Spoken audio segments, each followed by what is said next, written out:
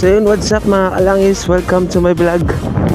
So ngayong araw, magpa-practice tayong mag-motovlog. No, kasi ilang araw ko nang pinapractice mag-motovlog, hindi ko talaga siya ma-perfect. So ngayon, magpa-practice tayong mag-motovlog, no? Nakailang araw na ako mag-practice, so magdaldal, pero hindi ko pa rin magawa kasi sobrang hina ng boses. Hindi mapakinggan yung boses, useless, no? Kung hindi mapapakinggan yung boses. So ngayong araw sana ma-perfect na natin, no? So it's December 23.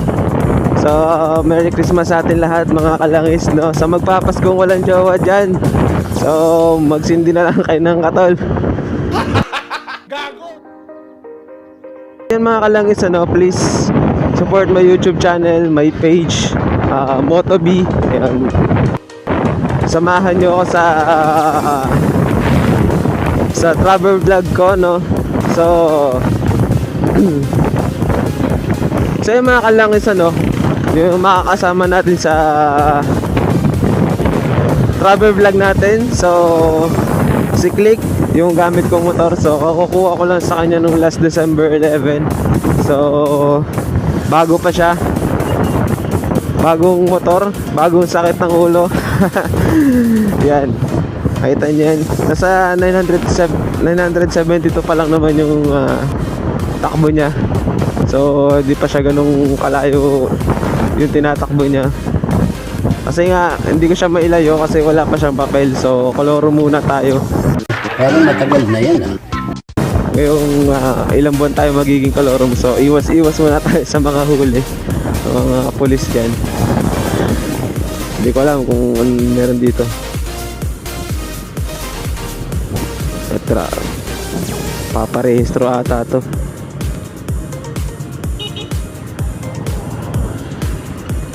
So yun mga kalangis, ano, para makilala nyo ako, magpapakilala na rin ako. Ako nga pala si JR Monteron, no? 21 years old. Medyo may 5'6" ang height, oh. Pero parang ganun lang yung height na.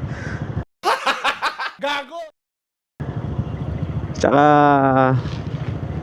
kung may girlfriend, oh, meron tayong may girlfriend tayo. Nadinig ko na yata yan. May back ride tayo, no? Ano pa ba? Ano pa gusto nyo malaman sa akin? Wala naman tungkol sa buhay ko, eh.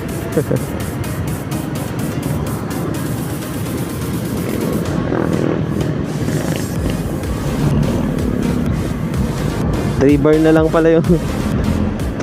pala yung gas ko. So magpapagas pa tayo. Yan, isa pa nga pala, sasabihin ko sa inyo kung saan ako nagtatrabaho. Sa gasoline station ako nagtatrabaho, no? Makikita nyo ako doon, pwede kayo magpa-picture. Ang kapal ng mukha, no? De, joke lang. Sa gasolinahan ako nagtatrabaho, so magpapagas tayo doon sa trabaho ko.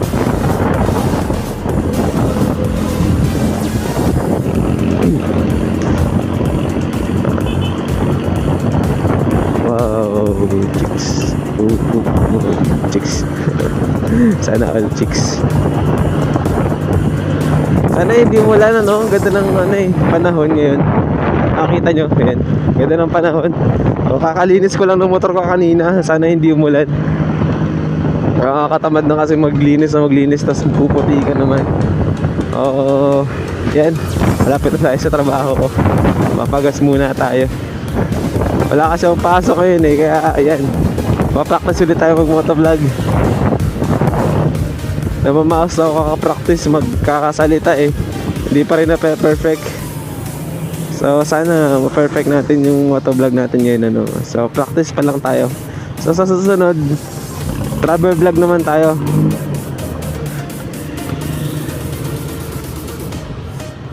Ayan. Sana all may pasok. Yung mga gagandahan kong katrabaho.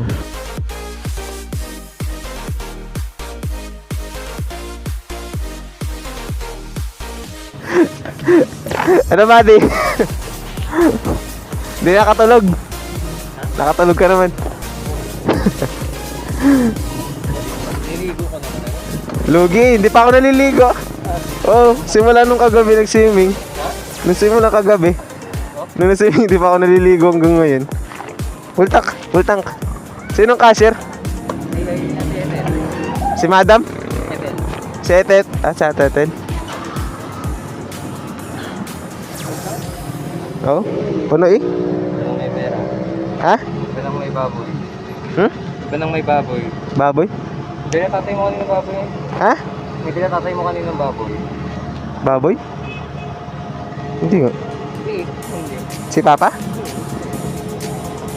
Ah, sa ano yun? Baka din eh, sa Christmas party ng ano, trabaho ni Mama.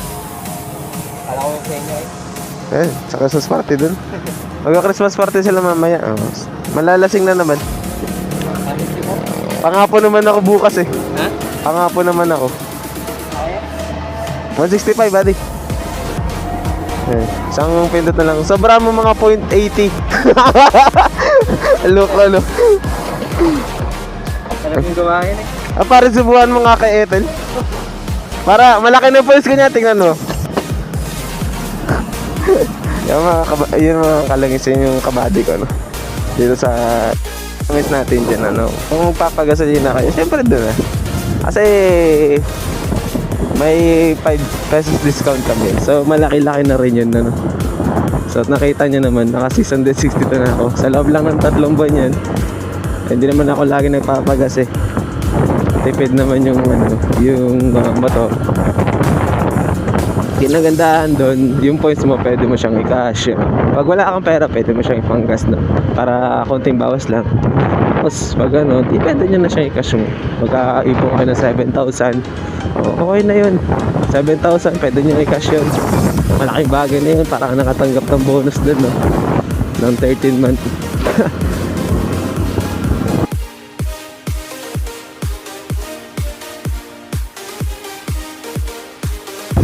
So mga kalangis, rason kung bakit napili ko yung Click, no? Unang-unang sa lahat, trinay ko siya dun sa isang katrabaho ko kasi yung katrabaho ko merong Click, no? Meron siyang Click 125. So trinay ko sa very smooth very smooth yung takbo, no? Sobrang ganda, hindi siya maingay, no? Tapos less vibration. Tapos naka-panel board, no? Nakita nyo may orasan na yan. Sobrang ganda na niya. So isa pa dyan, naka-tubeless yung tire, front and back naka-tubeless. So yun ang kinagandahan, ano? Hindi ka na mapapalit ng interior pag na-flat, di ba? Mas matagal ang mas matagal ang flat. Ay, okay na. Ingat. Nakakatakot na ngayong sa kalsada kasi yung iba sobrang bibilis ng patakbo, tapos mga kalorum pa, no? Sino pa yung mga kalorum, sila pa yung maangas ng patakbo eh. So ayun, dagdag ka lang. Isa pa sa Click, yun nga, less vibration, tubeless. Ano pa nga bang maganda dito? So yun, easy drive, nakaka-relax, hindi masyadong makalay sa katawan. Hindi siya maraming movements yung gagalaw sa paa. Nagkaroon kasi ako ng isang motor, Motorstar SS110. So yan, 4 na taon sa akin yun. Habang tumatagal kasi, dumadami yung maintenance niya, dadami sira, tas laki ng gastos sa pagpapagawa, di ba? So nag-decide akong ipagbili siya kahit na sobrang mahal na mahal ko yung motor na yun. 16,000 yun pinagbenta ko, 16k. So yung 16k na yun pinandon ko dito sa Click, tapos uulugan ko siya ng 3 years na naman. So mahaba-habang pagtitiis na naman, mga kalangis. Pero okay lang naman yun, worth it naman, kaya naman natin hulugan to. Yun nga lang, matagal nga lang bago matapos.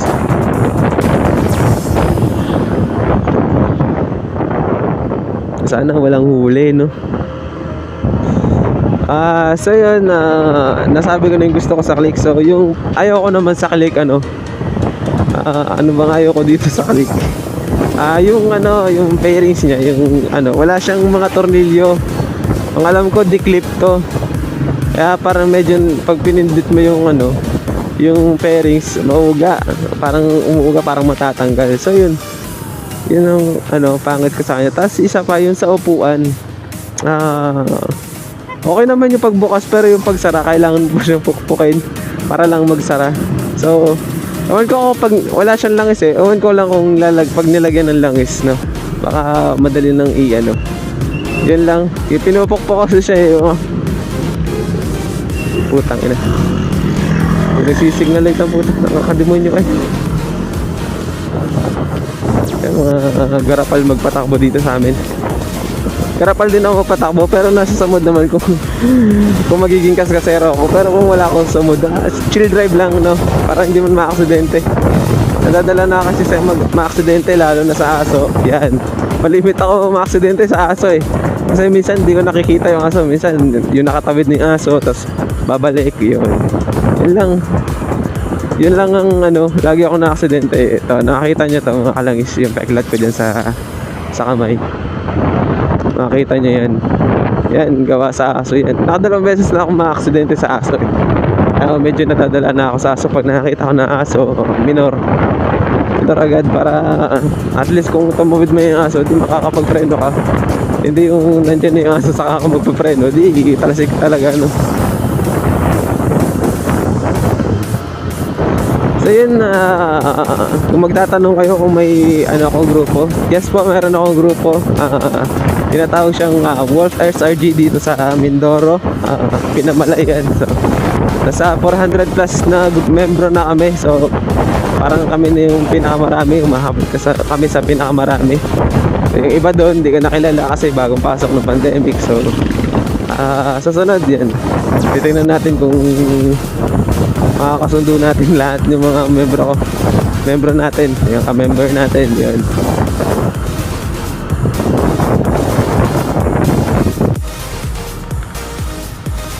So yun mga kalangis, ano, hanggang dito na lang muna yung video ko. Sana maging perfect na tong motovlog ko. Sana ma-record mo yung boses ko, no, ng maganda, ng maayos, no.